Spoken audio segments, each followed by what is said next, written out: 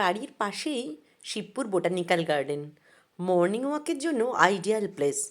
Card বানিয়ে আমিও এবার শীতের ভোরে পৌঁছে যাই গার্ডেনে।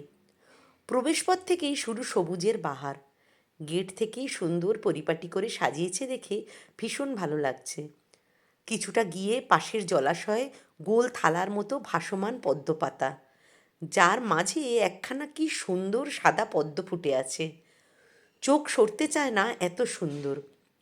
ওদিকে রাস্তার দুপাশে রং বেরঙের গাঁদা ফুলের সারি, অজস্র ডালপালা শাখা প্রশাখা সমেত বহু প্রাচীন বিশ্ববিখ্যাত বটগাছ দ্য বিগ বেনিয়ান ট্রিকে লোহার জালের ফেন্সিং দিয়ে ঘিরে রাখা হয়েছে। গঙ্গার দিকে চলে যাওয়া সোজা রাস্তা থেকে দেখলে অসাধারণ লাগছে সবটা মিলিয়ে। একপাশে ঝিলের ওপারে সূর্য তখন একটু একটু করে ওপরে উঠছে।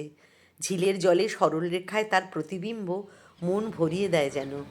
হালকা কুয়াশা মাখা ভোরে পথ চলতে চলতে পাখির সুরেলা ডাক আর সবুজের সমারোহ মনকে কেমন যেন শান্ত করে দেয়। পরিবেশ দূষণের যুগে এই বিশাল বোটানিক্যাল গার্ডেন আমাদের শহরের ফুসফুস। কত ধরনের যে গাছ আছে তা এই ছোট্ট পরিসরে দেখানো সম্ভব নয়। পৃথিবীর সব রকমের উদ্ভিদের এক অকল্পনীয় সহাবস্থান এখানে। পাতাহীন গাছটাও সেখানে কি অপূর্ব ভঙ্গিমায় আকাশের দিকে বুক চিতিয়ে দাঁড়িয়ে। শরীরচর্চার সাথে সাথে দিদার বিশুদ্ধ অক্সিজেন শরীরে ভরে বেরিয়ে আসি ধুলো ধোঁয়া মেশানো শহরের রাজপথে।